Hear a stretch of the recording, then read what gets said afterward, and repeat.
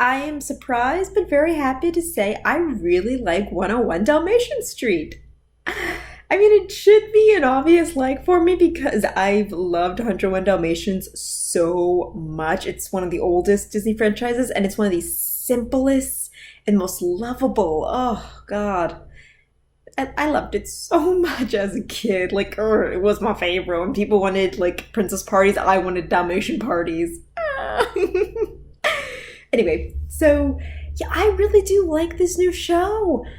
I mean, at first I was like, is it too silly? Is it too goofy? But then I actually watched an episode, and I think it has, like, the same caliber as My Little Pony and The Loud House. Whew! Tall stacks, but I have my reasons. I have reasons of why they are very similar, okay? The Loud House, clearly the big family aspect about it. It does have, in this case, it is centered on the main, like, male sibling, like the Loud House being the responsible caretaker of everybody else. How can I say that?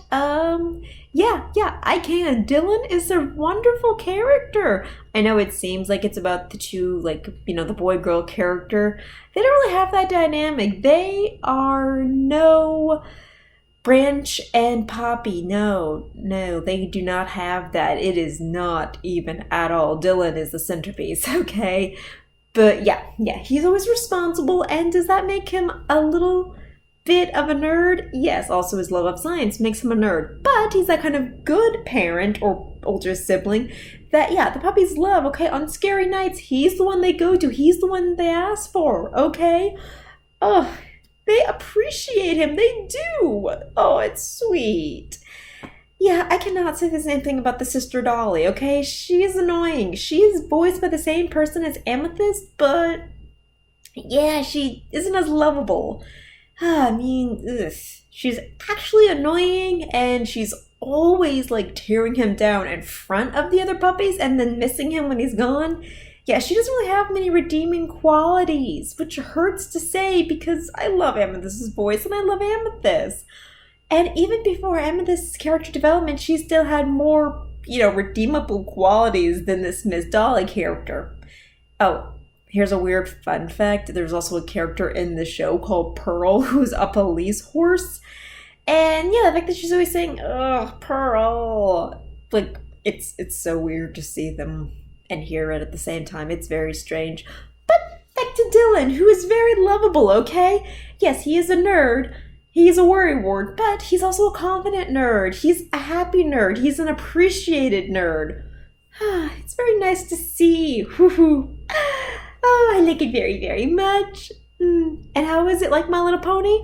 The episodes can surprise me. Like The Loud House, they kind of go with, the cliche plot lines, but sometimes they take intelligent little twists where they're like, okay, can we question why a character would do this and all that? And can we just, make a good scenario for them and make it fair and have characters, be aware of their surroundings and the other options? Yes, they do. Also, there's the dog slaying, like My Little Pony and the classic 101 Dalmatians, where, it's like some pony this, some pony that. In this case, it's like, oh, for the love of dog.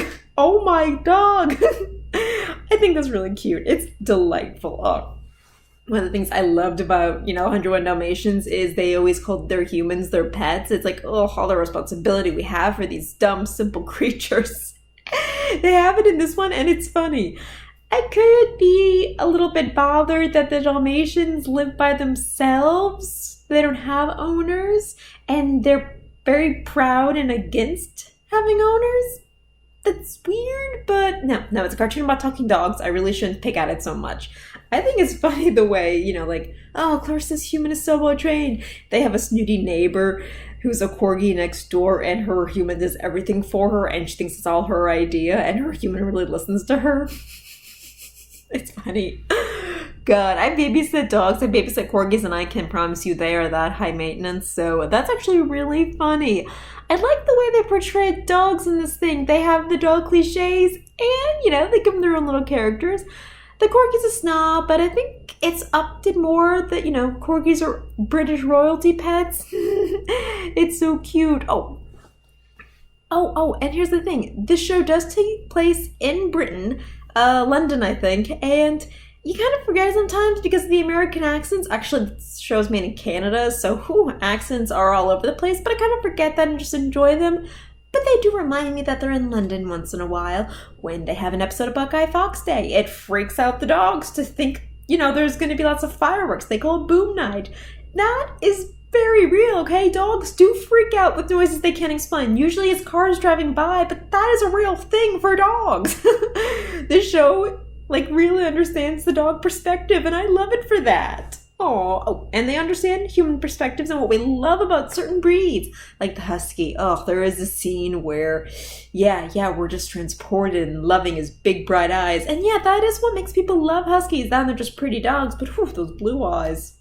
And in the husky episode, it was funny because he started out as Dolly's love interest, and then it kind of turns around where, they have that whole, okay, I'm going to give you the Jeannot de Bergerac kind of story where Dylan tells Dolly the right words so the husky can like her, and then it's be yourself, Dolly. But then he, not so subtly, gets goo-goo eyes for Dylan when he finds out Dylan's the poet, so it's not so subtle, but still very cute. But Dylan, he is pretty damn lovable. Not just to this husky, but there's also been, a goth poodle. So strange, so beautiful.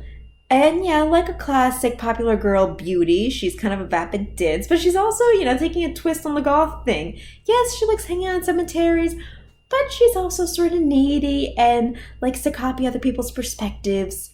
Yeah, like the dumb beauty yourself. But I just love how she talks about, my life is so bleak, and she's a poodle. It's funny to think that a poodle has these kind of dark, morbid opinions and is also kind of a needy girlfriend. I found that very funny.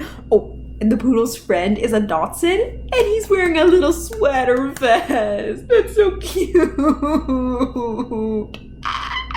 And the show does play with the whole, these are the kind of mannerisms doggies have, the sitting, the up and down, the crouching backwards, but then they do funny things with the dog's perspective.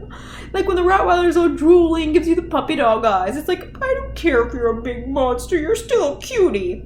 And there was another twist where, again, when Dylan has a lot of love interests, the Rottweiler likes Dylan, and he's kind of freaked out because she's a Rottweiler. But then, they get to know each other, and she's gentle with the puppies. She has an interest in the same silly board games and science stuff that he does. And it's sweet. They really do become friends. Rottweiler wanted more, but she's okay with it at the end. What's really, again, the episode gives kind of a sad point of Dolly, where she gets so crazy jealous that her friend's spending so much time with her nerdy brother that she actually goes on a rampage. It's oh no, Dolly, it makes it really hard to like you when you do petty things like this. And yet Dylan just is brought up more and more. He's kind of manic, which makes him endearing, but he's also a pretty nice nerd. So he's the kind of sweet guy you want to hang out with.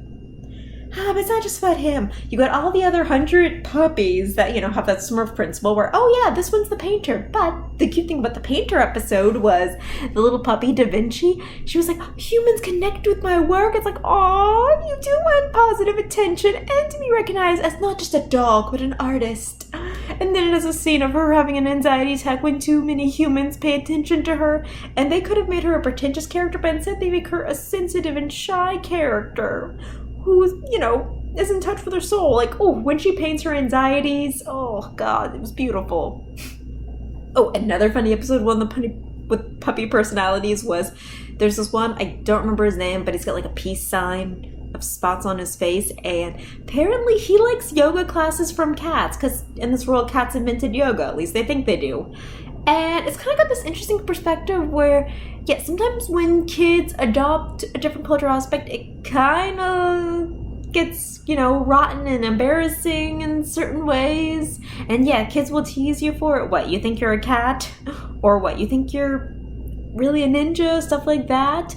Yeah, that might be cultural stereotyping and appropriation. But this episode also shows that the child, or puppy, really does love and respect the practice he's going with, like I think kids do when they're first introduced to something. And even though there's the classic cats hate dogs thing in the show, the cat teacher knows the child is respectful of the practice and lets him join. The episode's more about just that, but yeah, that was sweet. I think it was very mature of the show. I like that very much. So yeah, a lot of just cute little misadventures between the puppies and whatnot. But here's the fun little twist. Yeah, this show is taken decades afterwards. It's modern day, and, they do acknowledge that Pongo and Purdy are their great-great-great-great-great-grandparents and all that. But, yeah, apparently Cruella DeVille still lives. She'd be so old by then. I don't think she was old in the original movie. I think she just smoked a lot, but wow. Yeah, apparently she's got this great nephew named Hunter DeVille, with a hairless cat. Yeah, you'd think he'd be the annoying rich kid, and he is, but there's something very quiet and suave about him that I respect.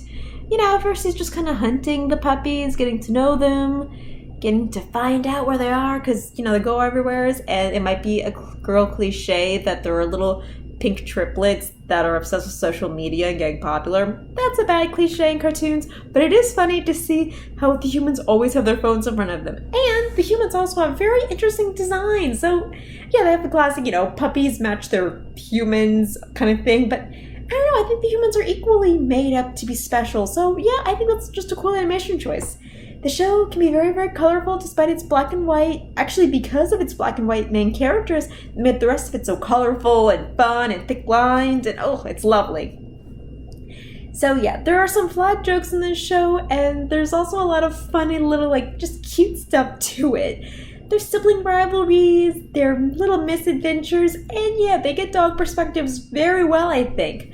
So yeah, I like this show. I am terrified to know what Cruella DeVille will do in this world because, Cruella DeVille is a classic terror character in Disney animation and just, horror stories for pet lovers, alright?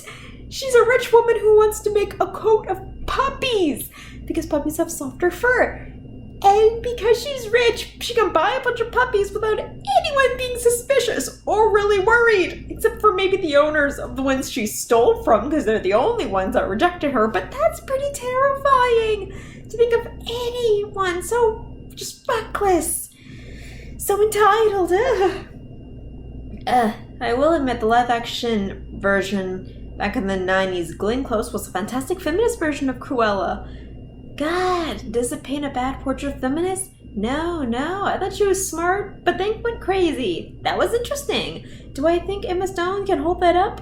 Honestly, I don't, but I love 101 Dalmatians. I just like seeing dogs. Live-action dog movies can be boring, but cartoons about dogs talking about, humans, what a waste. They live so long, they're so hard to take care of. That's the kind of show I'd watch, so 101 Dalmatian Street, you won me over. Ooh, not just because I love dogs, actually 80% because I love dogs, because you're also a good cartoon. Do I think you can fit any age? No, it's dog lovers and people that like dog puns. But still, you do good with what you've been given. You do good. I recommend checking it out, even if it's not high class. I recommend it. So cute.